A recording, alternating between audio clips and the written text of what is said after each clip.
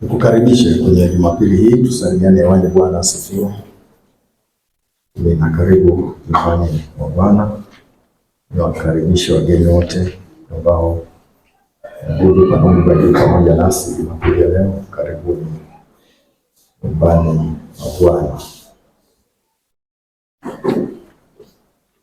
Tutakuwa tunamalizia mfululizo wetu ule wa Roho Mtakatifu ni nani. Niombe msomaji fungue Yohana 14, some 16 na 17. Yohana 14, 16 na 17.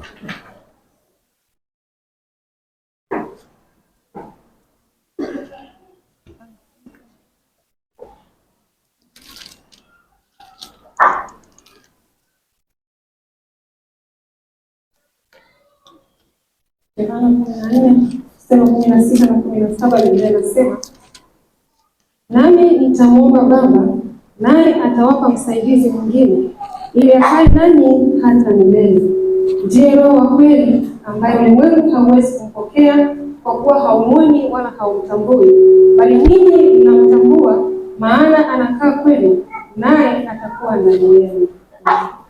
Asante Mungu ni hai kwa Jumapili nyingine njema ambayo umetupa. Nasema tusiache kukusanyika pamoja. Aliko kusanyiko hili mbele zako Mungu, naitisha makusanyiko yenye faida. Asante kwa kila faida itokayo kwako kwenye kusanyiko hili. Asante Mungu Roho Mtakatifu, tunakupenda, tunakuinua, tunakuabudu. Asante kwa kujihusisha kipekee sana na maisha ya kila mmoja. Pokea sifa na utukufu sasa na hata milele. Katika jina la Yesu wote tuseme amen. Tutamalizia kwa wakati huu somo letu la Roho Mtakatifu ni nani. Sio kwamba tumemaliza, ila kwa mfululizo ambao tumekuwa nao. Tulianza na kanisa na sasa tumefuata na Roho Mtakatifu, alafu tutaendelea na somo la ushirika wako kwenye kanisa, kuonyesha kwenye kanisa jinsi ambavyo lengo la Mungu kila mtu duniani awe connected na kanisa. Hata yule anayetusikiliza kwenye mitandao ya kijamii, ni kwamba kama uko kwenye dini ambayo haikuconnect na Yesu, haikuconnect na kanisa, umekwisha potea tayari, kwa sababu Yesu alisema nitalijenga kanisa langu na milango ya kuzimu haitalishinda. Kama uko kwenye kanisa, milango ya kuzimu ndio mlango wako kwako, lazima ushindwe. Kinachoweza kushinda milango ya kuzimu ni kanisa tu. Nje ya kanisa huwezi kushinda milango ya kuzimu. Tatawala maisha yako na itakumiliki. Bwana asifiwe. Nataka ushindi dhidi ya milango ya kuzimu, lazima uwe connected na kanisa. Kama uko ndani ya kanisa, kanisa ni kitu cha thamani. Kuta mtu anazira, anasema bwana nikwaza fulani siji kanisani. Unacheza mchezo wa hatari. Bwana asifiwe. Kanisa unashikamana nalo, iwe mvua iwe jua, kwa sababu inabeba hatima yako ya milele. Haiko nje ya kanisa, iko ndani ya kanisa. Bwana asifiwe. Ndio maana anasema wafundishe watu kuenenda iwapasavyo na kanisa, kwa sababu kanisa ndio kila kitu. Uwekezaji wote wa Mungu amewekeza kwenye kanisa. Kijitenga na kanisa, umejitenga na uwekezaji wa Mungu. Kwa hiyo kanisa, hata mtu akutendeje, akufanyaje, unashikamana nalo usiku na mchana. Sema amen. Bwana asifiwe. Maana amesema ndio nguzo, ndio msingi wa kweli wa kila kitu. Kimuuliza Mungu anafanyaje kazi duniani, anafanya kazi na kanisa. Jina la Bwana libarikiwe. Amina. Kwa hiyo tuliongelea kanisa ili uone umuhimu wa kanisa, na Mungu anawasubiri watu wote wa nje waingie wapi? Wawe connected na kanisa. Na niliwaambia kwenye darasa darasa niliwaambia hivi ili ulione kanisa, Mungu anapokuja kuhukumu duniani, haanzi na wale unaoona walevi nani kule nje, haanzi nao kwenye hukumu, never. Kwa sababu connection yake na kanisa duniani ni na kanisa. Akija kuhukumu anaanza kwanza wapi? Anaanzia kanisani. Kwa nini? Aliliagiza kanisa liwalete watu wa nje wote wawe wapi? Kanisani. Kwa hiyo mahali pa watu kukutana na Mungu ni wapi? Ni kanisani. Akisema anakuja kuhukumu, hana pa kufikia, anafikia wapi? Kanisani. Atashangaa sana, anakuja forest, alafu anakuja walioko forest ni wachache, walioko nje ni wengi. Swali la kwanza atawauliza nani? Wale wa nje kule. Kwa nini unalewa? Hata muuliza kwa nini unalewa. Atamuuliza kwa nini umeshinda baa? Hata uliza. Atauliza nini? Kanisa. Na kanisa, tunaposema kanisa ni nani? Ni wewe. Atakuuliza wewe, kwa nini watu wengi wako nje? Musa jirani yako, uliingiaje huko ndani? Hawa sijawasikia. Huku mliingiaje kanisani? Alikuleta nani? Malaika. Alikuleta nani? Nani alikuconnect na kanisa? Mtu. Wewe umewaconnect wangapi? Naona naangaliwa tu. Au kunauliza umewaconnect wangapi? Umeshindwa hata kumwambia mtu basi huwezi kuongea maneno mengi hata karibu kanisani. Unajua ukimwambia mtu karibu kanisani ndio umeshamshuhudia hivyo. Maana kanisa ndiko Mungu ameweka wekezaji. Kwa hiyo ukimwambia mtu twende kanisani akasema siji, ndio umeshamshuhudia. Bwana asifiwe. Ndio maana nasema ushughulike na wageni, mwambie bwana karibu kanisani. Ana maswali yote utakutana nayo wapi? Kanisani. Ila wewe twende wapi? Kanisani. Yaani hapo umeshafanya injili. Mwambie ndio hapo umeshafanya injili. Kesho unamrudia tena, wewe vipi twende kanisani? Kwa nini unamwambia twende kanisani? Kwa sababu uwekezaji, wokovu na kila hatima ya mtu iko wapi? Kwenye kanisa. Bwana asifiwe. Kwa hiyo hukumu ya Mungu itaanza wapi? Kanisani. Anasema wakati umefika wa hukumu kuanza kwenye nyumba ya Mungu. Alafu anasema ikianza kwenye nyumba ya Mungu, wale wasioitii injili mahali pao pataonekana wapi? Yaani Mungu akimaliza kanisani, anataka akienda nje awakute watu waliopelekewa injili lakini hawajafanyaje? Hawajatii. Asimkute mtu eti kwamba mimi sijafanyaje? Sijasikia. Kuna mtu ananielewa? Umewaambia wangapi kule nje? Mungu akianza kanisani akatoka nje, atakuta waliosikia hawakutii au ambao hawajasikia. Atujibu, tunafundishana. Atawakuta wasiotii au ambao hawajasikia. Nauliza swali tena, akiwakuta wasiosikia anamalizana na nani? Akiwakuta wasiosikia kule nje wanamalizana na nani? Na nani? Na nani? Akiwakuta wasiofanyaje? Akiwakuta wasiokaribishwa kanisani, akiwakuta wasiosikia, manake anarudi tena wapi? Kanisani. Yaani akija hapa, hamjambo wanangu, hatujambo. Wapi? Anatoka wapi? Nje. Alikute kundi ambalo limesikia na halijafanyaje? Yaani ulimwambia Yesu anaokoa, akasema mpuzi wewe, Yesu ni nani? Kwenda zako. Awakute hapo. Asimkute mtu ambaye wewe vipi? Mimi sijaambiwa chochote. Hao atarudi wapi? Swali lake la kwanza, niliwapa injili, agizo. Mbona umekaa nalo hujamwambia? Mwambie ndio inako. Kazi yako ni kusema tu. Akikubali ama kukataa ni jukumu. We umefanyaje? Bwana asifiwe. Ndipo yanapoanzia maono ya maelfu kwa maelfu. Tuwaambie wakuja waje, watakao kataa wafanyaje? Ila sisi tusikutwe na hatia kwamba hatujawafanyaje? hatujawaambia au hatujawakaribisha wapi? Kanisani. Sema nalikataa hilo kwa jina la Yesu. Maana anasema unawezaje, Amos 47:7, unawezaje kutulia ikiwa Bwana amekupa nini? Kuna watu hapa wako maofisini, bosi akiongea anakalika. Sasa tukikutana na mtoka mbali kule kunakalika. Tumekutana Januari pale nilitoa maagizo haya, askofu atemeke kuja hapa tena, unaenda pale mbele, kwenda pale mbele ya Wanasanhedrini wote. Na yeye yuko hapa amekutolea bonge la jicho.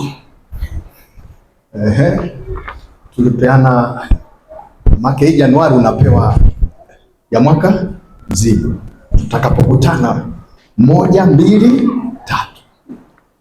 Sasa ukitoka na ile 1, 2, 3, inapofika ile Novemba wenzenu kulala mtihani.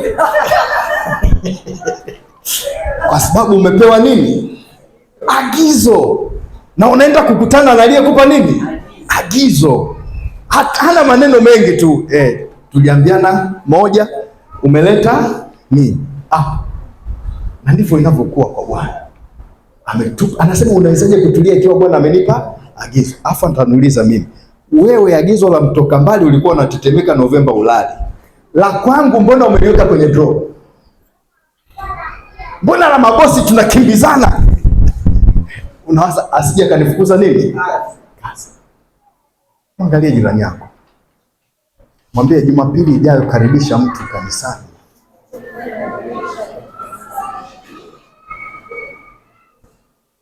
Usijawasikia. Mwambie acha uchoyo. Mwambie acha ubinafsi.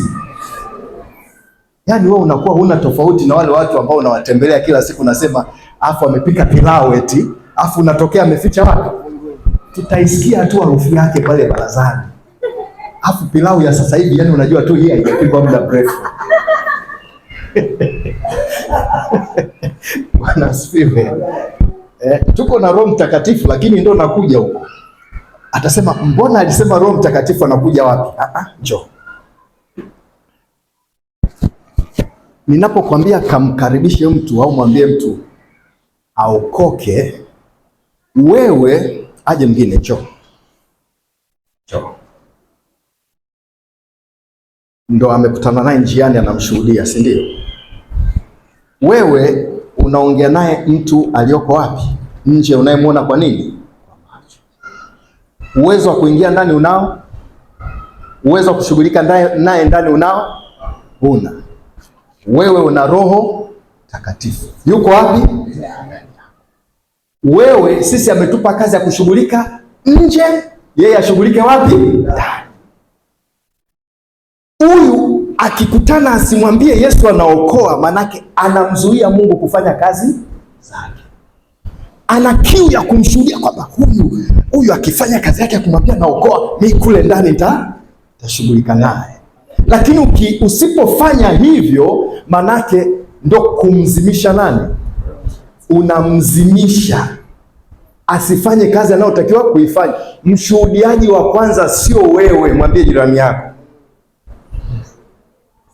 Mkaribishaji wa kwanza kumwambia karibu kanisani, Roho Mtakatifu kule ndani anamwambia karibu nini? Kanisani. Tunafanya wote kwa pamoja. Bwana asifiwe. Ndio maana Yesu anasema pasipo mimi nyinyi hamwezi neno lolote, kwa sababu anafanya kazi zake tokea ndani. Sisi ni vyombo tu. Sema mimi ni chombo tu, ila nisipompa nafasi na mzuia kufanya kazi zake. Mbona nako simzuie, simzimishe. Yaani kuna jirani yako pale mnakaa naye, yaani Roho Mtakatifu anasema huyu leo nataka kushughulika naye kule ndani, huyu leo. Sasa anakusubiri nani? Wewe. Maana kwenye ulimwengu wa roho, walioko kwenye ulimwengu wa roho hawaruhusiwi kutokea kwenye ulimwengu wa mwili kufanya kazi zao. Lazima atumike mtu mwenye mwili. Ndio maana Yesu akafanyika mwili ili ashughulike na watu wa mwili. Lakini Roho Mtakatifu tulisema sio mwili, yeye bado ni roho. lazima amtumie nani? Mtu, na mtu mwenyewe ni nani? Ni wewe. Kwa hiyo usipoomba, Roho Mtakatifu ni mwombaji kama Yesu. Usipoomba unamzimisha asifanye kazi yake. Roho Mtakatifu ni mwombaji. Hebu sema ni mwombaji. Tena anaomba sawasawa na mapenzi ya nani? Ya Mungu. Ila anahitaji kutumia nini? Kinywa chako. Sasa kinywa chako kizidiwa na usingizi, ndio mtihani unapoanzia hapo. Yaani ule usiku umelala usiku mpaka usiku, Roho Mtakatifu nataka kuomba, lakini hawezi akaamka akaomba, inabidi akutumie nani? Wewe. Kwa hiyo usipoamka, yani anaugua. Ndio maana kuna neno linatumika, anasema Roho Mtakatifu anafanyaje? Anaugua, kwamba huu ulikuwa wakati mzuri wa kumshughulikia yule, wa kumshughulikia yule, wa kumshughulikia yule, afu huyu ana changamoto kibao, wakati huu ndio nataka kuzishughulikia. Unaota ndoto jamaa amebeba upanga. Bwana asifiwe. Kaka, sema mimi ni chombo cha Roho Mtakatifu.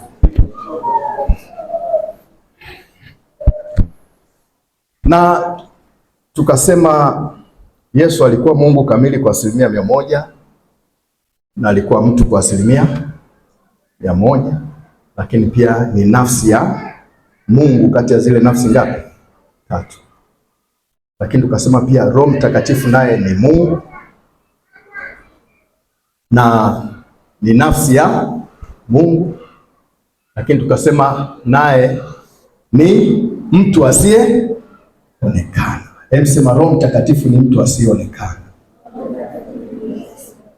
Tunasema ni mtu asiyeonekana kwa sababu anafanya kama nafsi ya mtu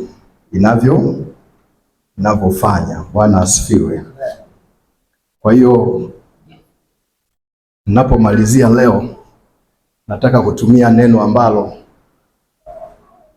Roho analitumia. Yesu alikuwa Mungu asilimia ngapi? 100, mtu asilimia, nafsi ya Mungu pia. Lakini kwenye ile namba 2 ni mtu kamili, alikuwa ni mtu mwenye mipaka. Mwenye mipaka. Alipoingia kwenye ulimwengu wa roho, anafanya kazi na Roho Mtakatifu. Kwa hiyo Yesu leo hana nini? Hana mipaka. Na Roho Mtakatifu, mlete Roho Mtakatifu. Roho Mtakatifu ni Mungu kamili na ni nafsi ya Mungu, lakini Roho Mtakatifu ni mtu ambaye haonekani, anakaa ndani yetu. Lengo la somo hili lilikuwa ni uweze kuwa na mahusiano ya karibu na huyo Roho Mtakatifu kama mitume walivyokuwa na mahusiano na nani? Na Yesu. Mitume walipokuwa na swali walimuuliza nani? Walimuuliza nani? Yesu. Mfano swali gani walimuuliza? Nitajie swali moja ambalo mitume walimuuliza Yesu. Swali gani? Hamna naye kukumbuka hata moja. Ndio maana umuulizaji maswali ya Roho Mtakatifu. Yaani shida yako ndio inaanzia hapo. Bwana asifiwe. Plakseda, teacher.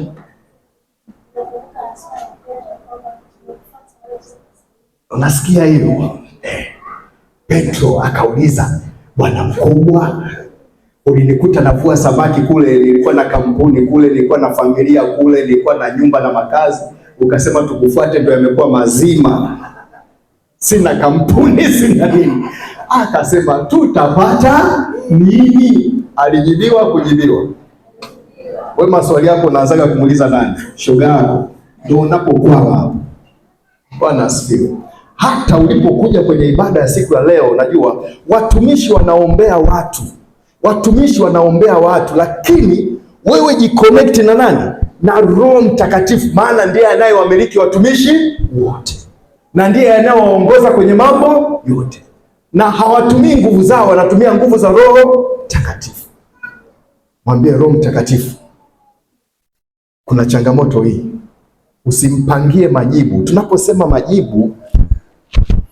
majibu yako, kuna mwingine anawaza aina moja tu, kusikia kwa sauti, mwanangu, mwanangu, 1 2 3. Majibu ya Mungu, ukimwambia majibu, anayaleta kwa namna yake. Bwana asifiwe. Nilikuwa na hitaji kubwa sana karibuni, kubwa, na sijui mtu gani naomba nisaidie kwenye hitaji hili. Mimi mwenyewe kwenye akili yangu nilikuwa najua mtu fulani atanisaidia, lakini ikakwama. Mtu fulani atanisaidia, imekwama. Mtu fulani atanisaidia, lakini akaja mtumishi ananiambia, Bwana asifiwe, ujambo, umekaa tu, issue fulani mimi nashughulika nazo. Ananiambia issue, wakati ndio issue unayofanyaje? Sema huyu anatania nini? Sijamuomba, sijamuuliza, lakini wewe upo tu. Mimi nashughulika na mambo fulani, wewe upo tu. Wewe vipi? Utaki nikusaidie? Mimi nasema si ndio issue nayo pambania. Hilo ni jibu, sio jibu? Hivi ninavyokuambia tumeshafanyaje? Tumeshamalizana. Nabaki ndivyo Mungu anavyoleta majibu. Ndio maana nakwambia usimdharau mtu, maana huyo uliyekwazana naye ambaye uongee naye ndio Bwana na majibu yako kutoka kwake. Shida ndio iko hapo. Bwana asifiwe. Wewe ndio unapendelea watu, Mungu hana nini?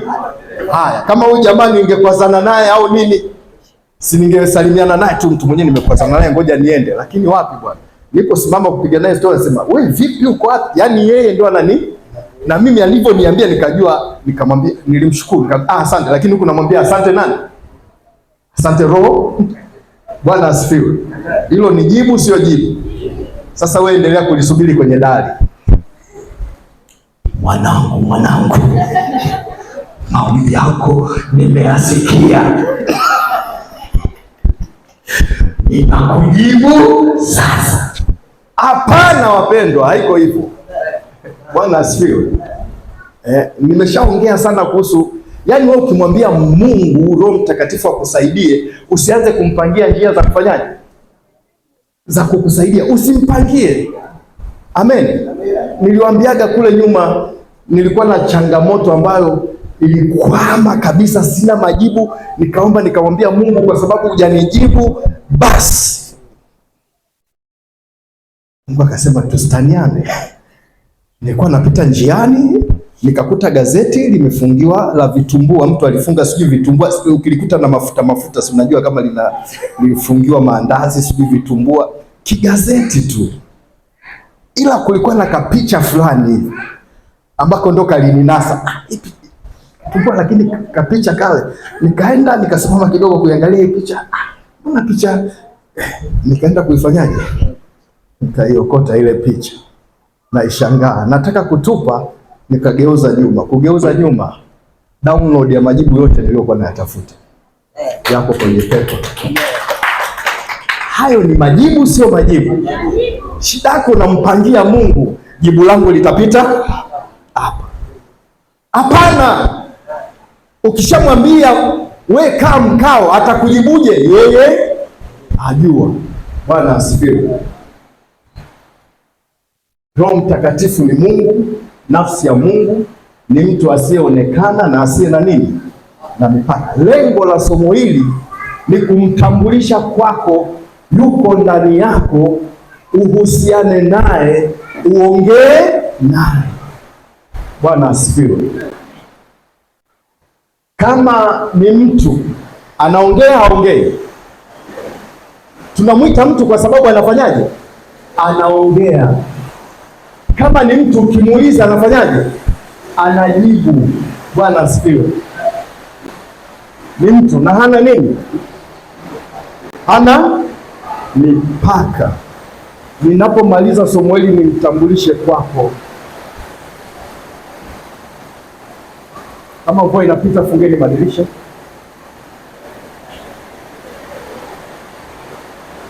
Wakorintho wa pili sura ya 4 mstari wa 7.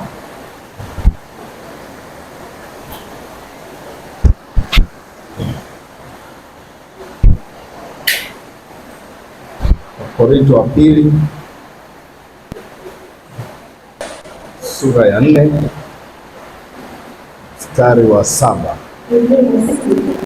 Lakini tuna hazina hii katika vyombo vya udongo, ili karama kuu ya uwezo iwe ya Mungu, wala si kutoka kwetu. Sema hazina. Sema hazina. Yaani Mtume Paul kwa kuongozwa na Roho Mtakatifu ili kutusaidia aliamua kutumia neno hazina. Hazina. Mtu mwenye hazina na mtu anayemiliki mgodi wa madini ni watu wawili tofauti.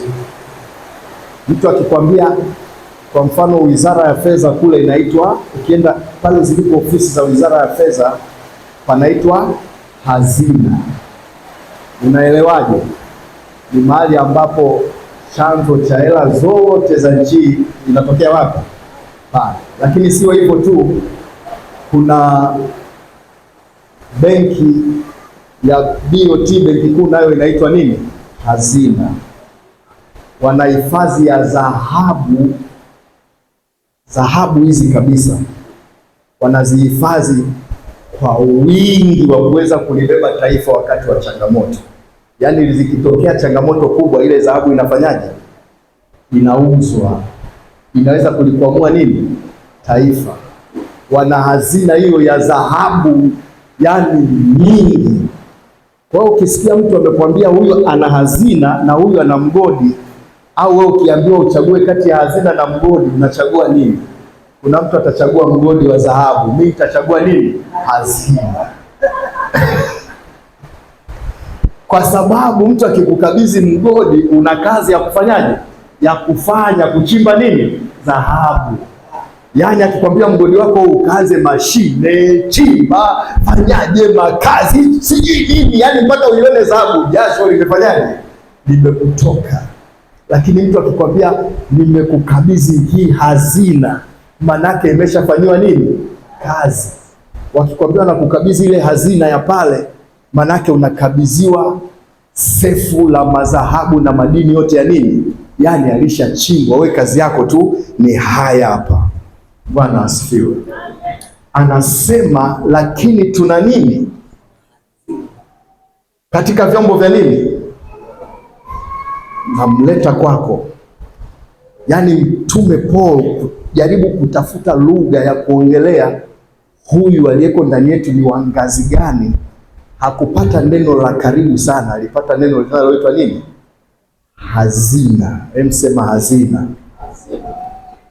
Hazina.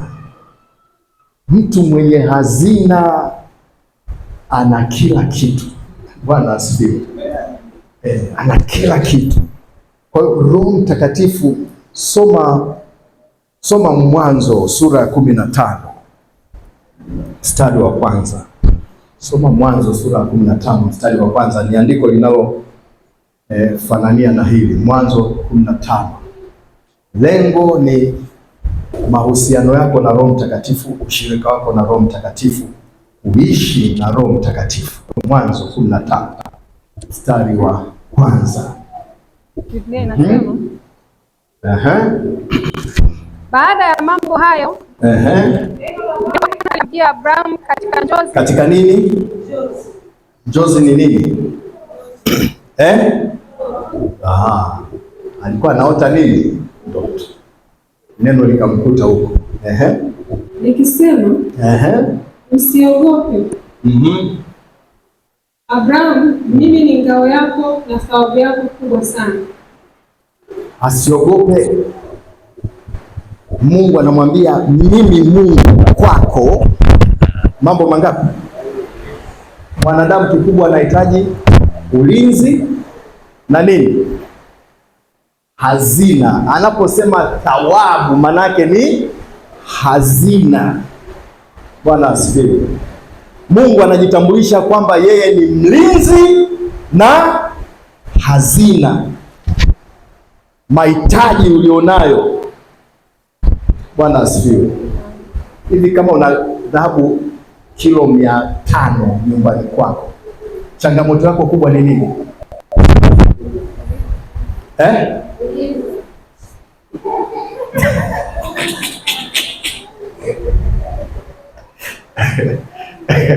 Una dhahabu kilo 500, anasema changamoto kubwa inayofuata ni nini?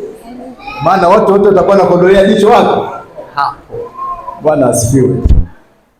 Kwa hiyo Mungu anajitambulisha kwetu kama hazina na mlinzi. Bwana asifiwe. Huyu Roho Mtakatifu aliyoko ndani yetu akisema yeye ni hazina, mambo ya kula kwako yanakaje? Kama yeye ni hazina hapa ulipo, kwa mfano pia una dhahabu kilo 500 nyumbani kwako, ukipata changamoto unaweza kufanyaje? Unafanyaje? Naitatua. Wanasema wanauza. Ukiuza kale ka gramu kale wanapima kwenye nini? Nyinyi mnaojua gramu, si mnaendaga kule? Hamna mwenye eleni zile alienda kupima, nyinyi vipi? Ongelea tu hapa nani alafu. Mnazo? Tuambie bei, gramu moja sijui mbili ngapi? Bei gani? Gramu, bei gani? Gramu moja ulinunua 200,000 Januari. Anasema muda mrefu kidogo gramu 200,000. Gramu unaweza ukaifananisha na nini? Mimi siongelei gramu, naongelea kilo 100 ngapi? 500. Kama ka gramu ni kilo ni laki ngapi? 200,000. Hakajafika nini? Kilo. Kwa hiyo kilo nadhani inaweza kuwa bei gani? Kilo 500 nadhani inaweza ikawa bei gani? Kilo moja, anasema kilo moja ni gramu 1000. Wana mahesabu, fanyeni 1000 mara 200,000. Piga hesabu alafu mnipe sasa hivi. Gramu 1000 mara shilingi 200,000. Na nyinyi mlipata elfu kama mimi hesabu. Ina maana nyinyi ndio wote mngekuwa darasa D. Yaani hii kanisa zima lingekuwa darasa la D, hamna darasa A. Ambaye ameonaona kidogo hesabu. Huku 200,000, huku 200,000. Milioni 200. Hiyo ni kilo moja. Hata kilo 10 hatujafika. Hata kilo 10 hatujafika. Alafu ni bei, anasema hiyo 200,000 ni bei ya zamani. Huenda sasa imefanyaje? Imepanda. Sijui kama unalielewa hili andiko, sawabu, hazina. Anaposema Roho Mtakatifu, yani tuna hazina hii kwenye vyombo vya udongo. Manake vyombo vya udongo ni vyombo dhaifu, si ndio? Hata nyumbani watoto hawapewagi kuchezea vyombo vya nini? Vinawekwa kwenye kabati, afu anaangalia amekuja nani, ndio vinatoka, alafu vinasimamiwa. Maana kidogo tu Anasema tuna hazina kwenye vyombo vya nini? Yaani Mungu kuja kukaa ndani yetu sisi vyombo vya udongo ni jambo la thamani kubwa sana. Tutakwama tu tukikosa maarifa ya kuconnect na hiyo hazina iliyoko wapi? Mungu anamwambia mimi ni thawabu yako kwa kiasi gani? Kubwa sana. Mimi ni ngao yako. Utaona Ibrahimu alipokuwa anaenda kupigana na mataifa mangapi? 5. Alipigana na mataifa 5 na akashinda na akarudi sawa. Kwa utajiri ndo kabisa. Alikuwa tajiri sana. Sikai sana na wewe hapa leo, namaliza.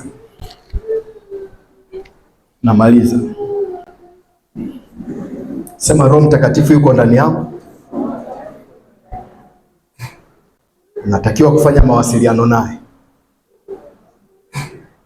Wangapi wameongea naye asubuhi ya leo kabla wajaja hapa? Na niliwapa homework, hebu ongea naye. Wangapi wamekuwa wakiongea naye? Nyosha mkono wako nikuone. kuna kitu fulani umeanza kupata kamwanga au kanuru Bwana asifiwe. Yuko ndani yako, kwa sababu mahitaji ulio nayo ni mengi sana. Watumishi wanakusaidia, lakini kwa asilimia ndogo. Mengi unamhitaji Roho Mtakatifu akusaidie. Unapaswa kuwa naye karibu. Sema ni hazina yangu. Wakorintho wa pili 13:14. Nimalizie.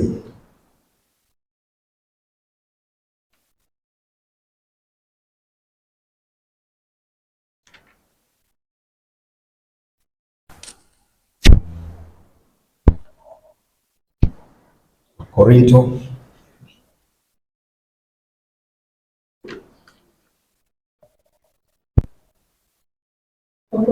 wa pili 13:14.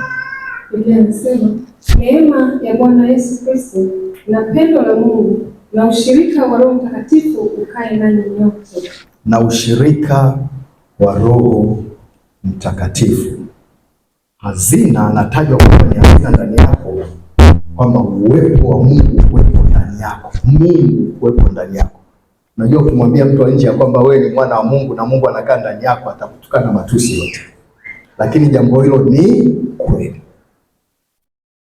Mungu anafanya kazi ukimtambua, ukijua. Usipojua yupo, lakini hakuna anachofanya. Mungu sio kama mapepo. Mapepo yanaweza kukuvamia na yakafanya kazi zao bila kibali chako. Lakini huyu tunayeshughulika naye Roho Mtakatifu, usipomtambua, usipojua kwamba yupo na anaweza kukusaidia, atakuwa yupo lakini hata kufanyaje? Hata kusaidia. Kwa sababu anataka umtambue kwamba yupo.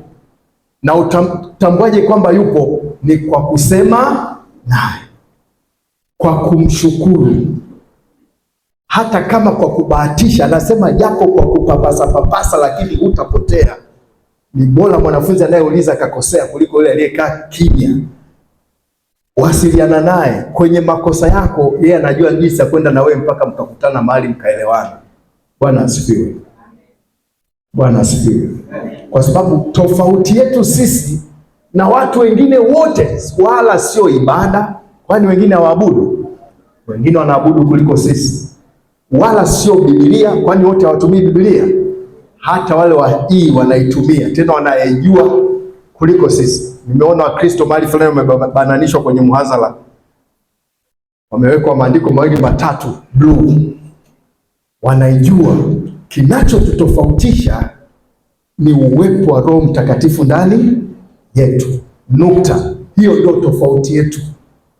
Huyu tunatakiwa tumjue. Huyu ndiye msaada wetu. Bwana asifiwe. Huyu ndio tunatakiwa kuwasiliana naye kama mitume walivyowasiliana na nani? Na Yesu. Bwana asifiwe. Bwana asifiwe. Sisi ni vyombo dhaifu. Yaani yuko ndani yetu, hatujakamilika. Si unamwangalia mwenzako unasema yule naye, huyo naye Mungu yuko ndani yake. Bwana asifiwe. Hana ubaguzi, hana upendeleo, lakini yuko ndani yake. Kubwa kwenye somo hili, umtambue. Sema ni mtambue. Ni hazina ambayo kama wale watu wa Mwadui enzi zile, almasi zilikuwa ziko juu, ila hawakujua kama ni nini, ni hazina. Walikuja wazungu na mashanga yale, na ukivaa hapa unaonekana nani, wanawaletea shanga na tuambia mtuokotee hizo nini, almasi. Kwa hiyo wanawapa almasi, wao wanapokea shanga. Nani amepokea hazina? Mwenye nini? Mwenye almasi. Washanga na wa almasi wakienda kuuza, nani anapata hela? Wa almasi. Wangejua kwamba hii ni hela, wangetoa. Jambo silolijua ni kama usiku wa nini, wa giza. Tuna hazina, tunatakiwa tumtambue, tumpe ile heshima, ile thamani kwa kusema naye. Bwana asifiwe. Kila siku unapoamka asubuhi, sema naye. Asante Roho Mtakatifu. Hebu sema asante Roho Mtakatifu. Anza kushukuru hata kwa vitu unavyoviona kwa macho. Ukikutana na mtu mwambie asante Roho Mtakatifu kwa kunikutanisha na huyu mtu. Hata kama yani vyovyote vile wewe unatafuta, sema unatafuta nini? Kwani tunapokuwa na TV kuna vitu vya kubonyeza bonyeza pale. Kuna kitu nakitaka, lakini unaweza ukapita kwenye maeneo, sio hiyo, sio hiyo. Si ndio? Ni kama upuuzi, lakini ndipo iliko hazina. Bwana asifiwe. Sema naye.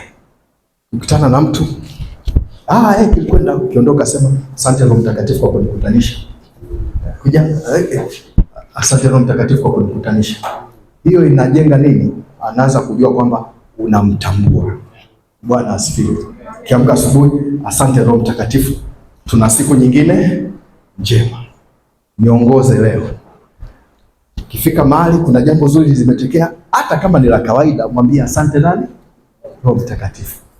Kwenye network hiyo ataanza kujua kwamba umeanza kumfanyaje? Kumtambua. Ukiwa na machangamoto, nilisema unaanza na nani?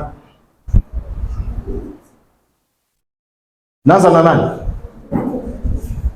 Unaanza na nani? Unalioloza lako lile la machangamoto, nenda nalo. Kama unavyoongea na shoga yako, nimekukuta na simu kabisa, yaani kabla ya kufika unaona kuchelewa. Shoga, uko wapi? Niko hapa na jambo. Naenda subiri hapo hapo mpaka ukanitue, si ndio? Ukifika mwenzako yamenifanyaje? Yamenikuta. Kilikwenda kikafanyaje? Kikarudi.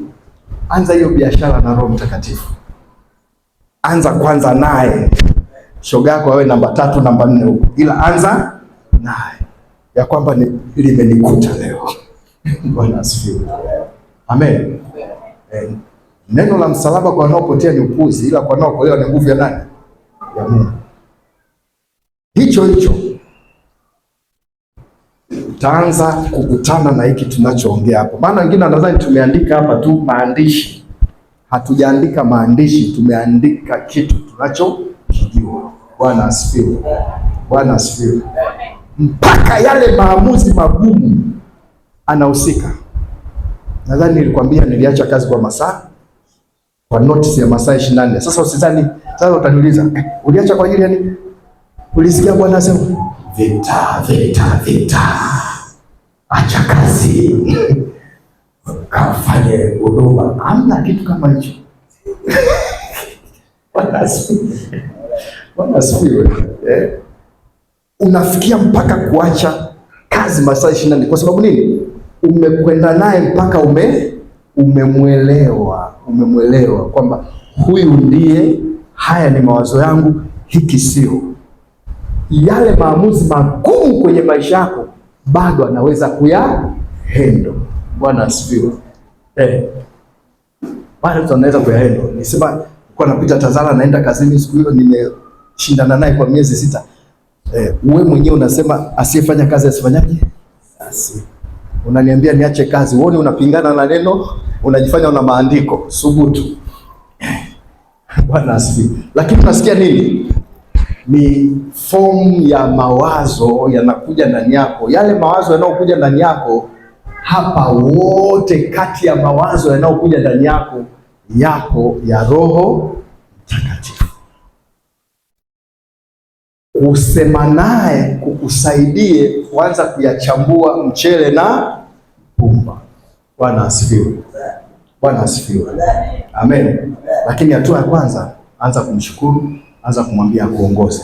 Anza kusema naye changamoto zako. Bwana asifiwe. Unaweza kukaa chumbani peke yako ukaongea naye, afu mtu akikuchungulia dirishani na kuona kama mwazimu. Barabara ndio hiyo. Bwana asifiwe. Nasema hivi, barabara ndio hiyo. Kuna wakati unaweza kupita barabarani ukakuta mtu kilikwenda kikarudi, unamweka kwenye grupu gani?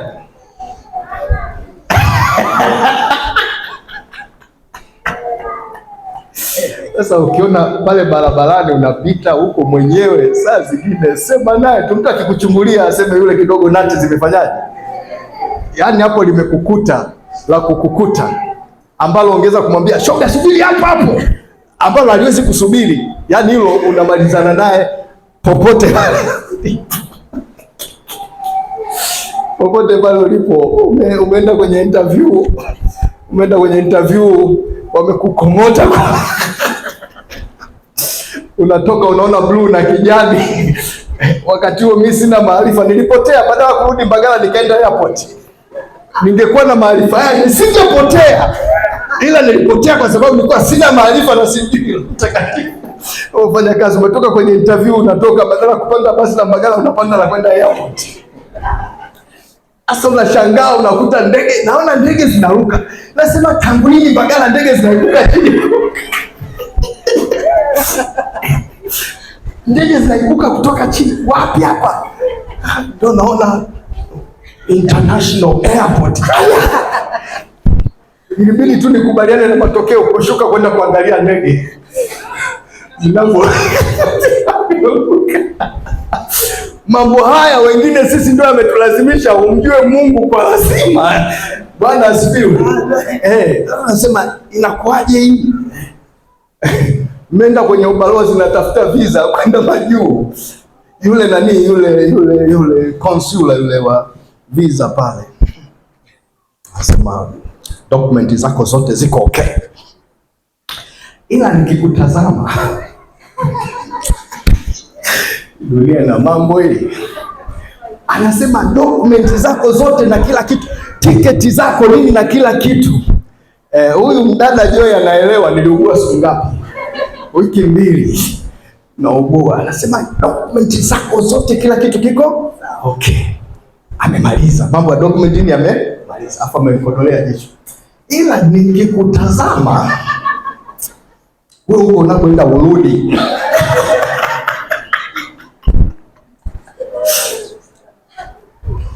Sasa bado anapiga story, kumbe ashamaliza. Yaani aje mtu wewe umeshakutana naye, mtu anakwambia tu vigezo vyote vya kazi umeshavitimiza, ila nikikutazama hii kazi wewe huiwezi. Kwa sababu una Roho Mtakatifu, hiyo sasa hujapotea kwenda Mbagala, hiyo unaugua wiki ngapi? Wiki 2 naumwa. Sasa ningekuwa majuu, sasa ningekuwa kwenye mitaa fulani ile. Huyu jamaa vipi unataka kutamka laana zote? Lakini ningekuwa na Roho Mtakatifu ningefanyaje? Nilipomjua Roho Mtakatifu ndio nikamuuliza, hivi ile mimi mpaka naenda airport. Na hii mpaka mtu ananiambia nikikutazama tu, hii maana yake nini? Akaniambia ni mimi mwenyewe nilikuwa niko kazi. Ungeenda usingerudi.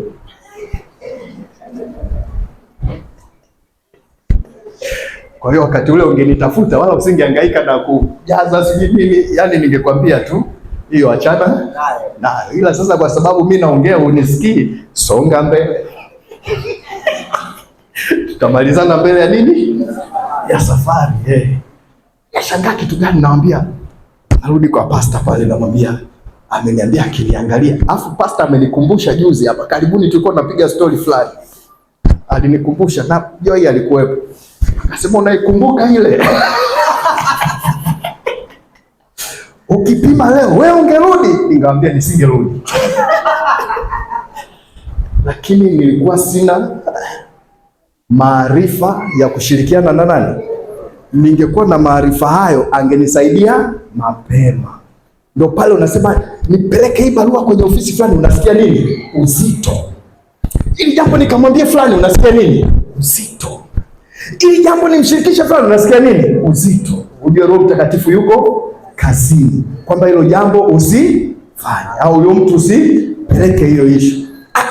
Nikafanya kitu fulani, unasikia uzito. Ule uzito anasema na wewe. Bwana asifiwe. Bwana asifiwe. Simama pale.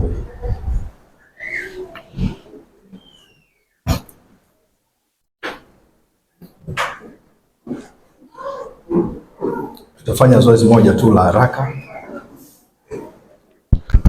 Kwa hiyo huyu Roho Mtakatifu, una huzuni, una changamoto, una jambo limekupaza, una jambo limekuvuruga, ni mfariji. Hebu sema mfariji. Ni mwalimu wako, ni kiongozi, ni mwombezi wako, ni Mungu ndani yako. Leo nimekupa ni hazina yako ya kila kitu unachokihitaji. Kikubwa sema naye. Sema Mungu Roho Mtakatifu, ninakukabidhi changamoto zangu, ziko ngumu na nyepesi. Ninaomba unifunulie vyanzo na jinsi ya kutoka kwenye kila changamoto inayonikabili. Fungua macho yangu ya rohoni, maana wewe ni wa rohoni. Nifungulie macho yangu ya rohoni niweze kuona vyanzo vya changamoto, vya matatizo sugu yanayoandama maisha yangu. Nisaidie, maana wewe ni msaidizi wangu. Yale nisiyoyaona nifundishe wewe, nionyeshe wewe.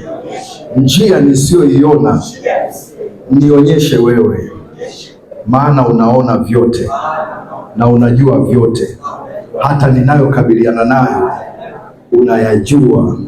Wewe ni wa kwanza kwenye maisha yangu. Fungua macho yangu ya rohoni, nifunulie chanzo cha kila tatizo na kila changamoto ninayokabiliana naye, katika jina la Yesu. Na kuabudu na kutukuza na kuinua na kupenda. Roho Mtakatifu, niongoze leo kwa muda uliobakia, niongoze katika jina la Yesu. Taja changamoto ulionayo, ukisema Roho Mtakatifu na kukabidhi changamoto hii. Fungua macho yangu, nifunulie, nione chanzo cha tatizo na ufumbuzi wake leo. Nisaidie katika jina la Yesu. Orozesha na nyingine, sema naye, mwambie na kukabidhi na hii Roho Mtakatifu. Rapo teke shalabako. Ni kama jambo la kipuzi, lakini kwenye ulimwengu wa roho lina nguvu na mamlaka yasiyo ya kawaida ya kukuchomoa mahali ambapo palikuwa pawezekana, mahali ambapo ulikata tamaa, mahali ambapo ulisema hakuna mlango tena, mahali ambapo ulisema sioni njia. Yesu alishatangaza yeye ni njia, lakini ametupa Roho Mtakatifu. Huyo Roho Mtakatifu ndiye anayetuonyesha njia ya kutoka kwenye majaribu. Alisema kwenye kila jaribu atafanya na mlango wa kutokea. Anayefanya huo mlango wa kutokea ni Roho Mtakatifu. Akufanyie mlango wa kutokea leo kwenye kila jaribu unalokabiliana nalo, kwa mamlaka katika jina la Yesu Kristo.